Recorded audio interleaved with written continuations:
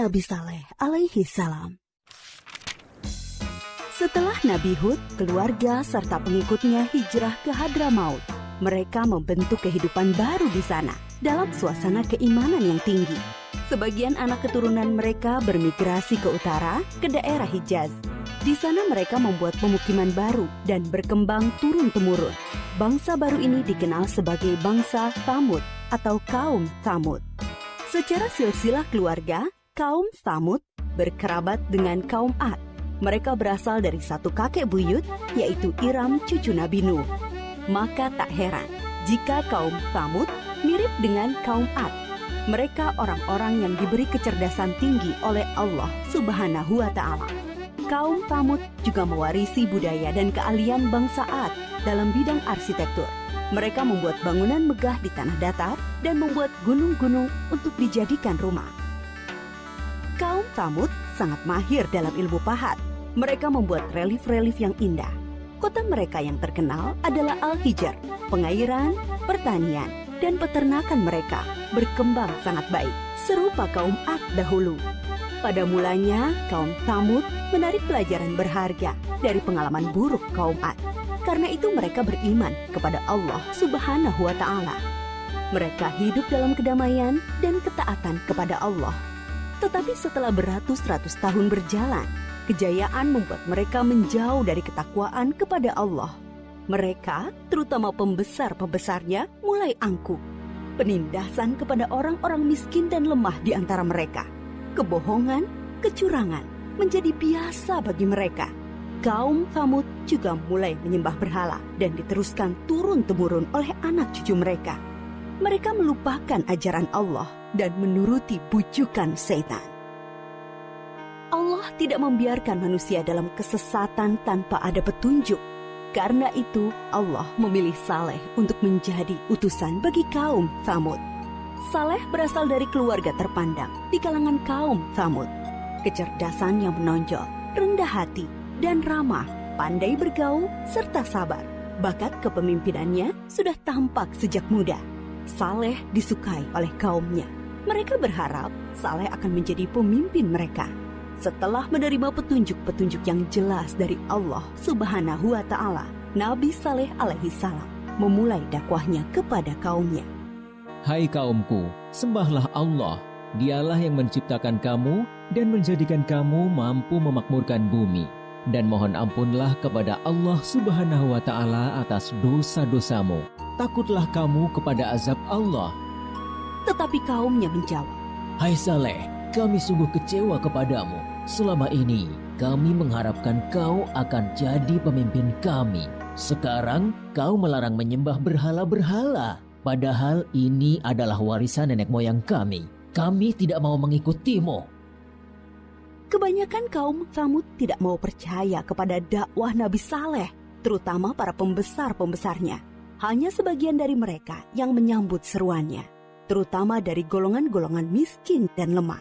Para pemuda kaum Tsamud mengejek orang-orang lemah itu, tetapi iman mereka sudah kokoh kepada seruan Nabi Saleh. Melihat hal itu, para pemuda kaum Tsamud menjadi sakit hati dan gusar. Keangkuhan mereka menjadi-jadi. Mereka tidak mau kehilangan pengikut. Mereka ingin Nabi Saleh tidak mempunyai pengikut sama sekali. Mereka berusaha agar orang-orang beriman itu meninggalkan Nabi Saleh dan kembali menyembah berhala mengikuti mereka. Kemudian mereka menantang Nabi Saleh untuk mendatangkan mukjizat. Mereka berpikir tentulah Nabi Saleh tidak bisa memenuhinya dan jatuhlah wibawahnya di mata para pengikutnya. Dengan demikian, orang-orang beriman itu akan meninggalkan Nabi Saleh. Hai Saleh, jika kau benar seorang nabi, perlihatkan kepada kami mukjizat. Kalau tidak, tentulah engkau pembohong.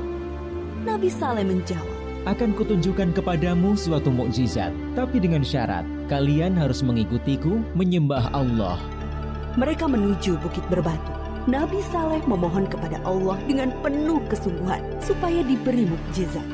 Dari dalam batu besar, keluarlah seekor unta yang sangat istimewa. Besar, gemuk, berbulu tebal, sangat bagus, dan hamil 10 bulan. Para pemuka kafir sangat terperanjat.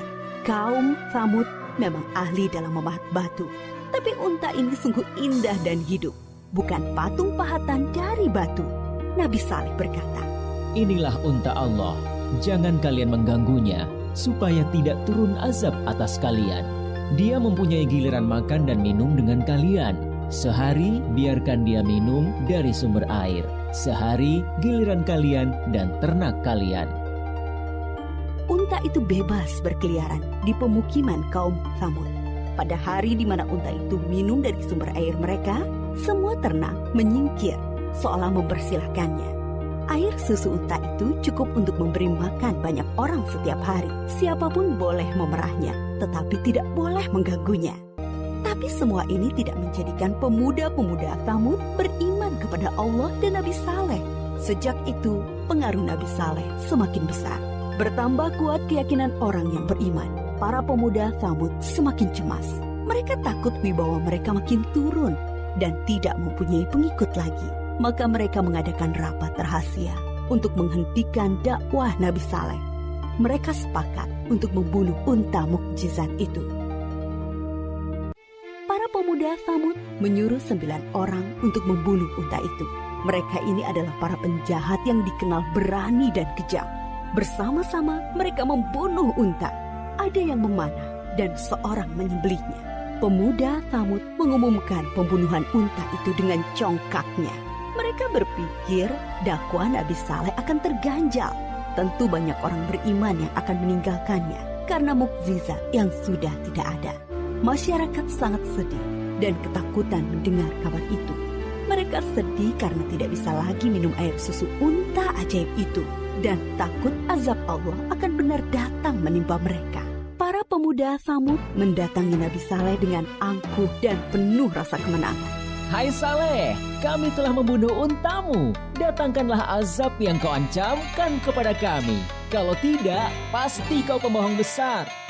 Kalian diberi waktu 3 hari untuk bersenang-senang di rumah kalian. Setelah itu, azab dari Allah pasti akan datang. Dengan penangguhan waktu 3 hari, diharapkan banyak orang yang menyesali dan bertaubat kepada Allah, serta menjadi orang yang beriman. Tetapi orang-orang kafir itu tetap dalam keangkuhannya. Mereka tidak mau beriman.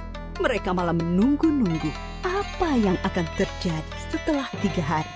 Diam-diam mereka juga gelisah, takut kalau azab itu benar-benar datang. Akhirnya mereka merencanakan membunuh Nabi Saleh agar azab itu tidak jadi datang.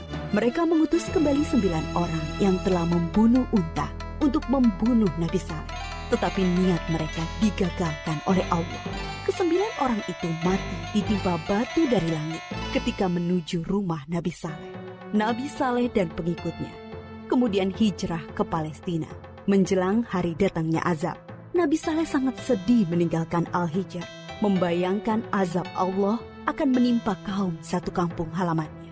Aku telah menyampaikan kepada kalian ajaran Allah, tetapi kalian tidak menyukai kebenaran. Kemudian Nabi Saleh berangkat menuju Palestina bersama sekitar 110 pengikutnya. Setelah 3 hari berlalu, terdengar suara sangat keras menggelegar dari langit. Petir menyambar dan bumi berguncang karena gempa dahsyat. Semua orang kafir itu mati mengenaskan. Bangunan yang mereka banggakan banyak yang ambruk. Binasalah kaum Tsamud yang durhaka.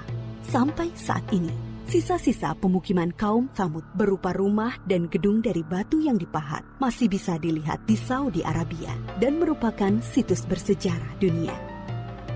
Kaum Tsamud dibinasakan oleh Allah dengan azab yang singkat tapi dahsyat.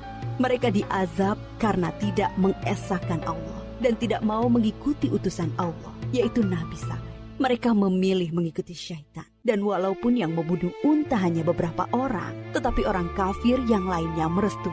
Mereka mendiamkan perbuatan jahat di antara mereka. Kisah kaum Tsamud mengajarkan kepada kita keharusan taat kepada Allah dan Rasul-Nya, serta pentingnya amar ma'ruf nahi mungkar dalam masyarakat, yaitu menyuruh kepada kebaikan dan melarang kemungkaran.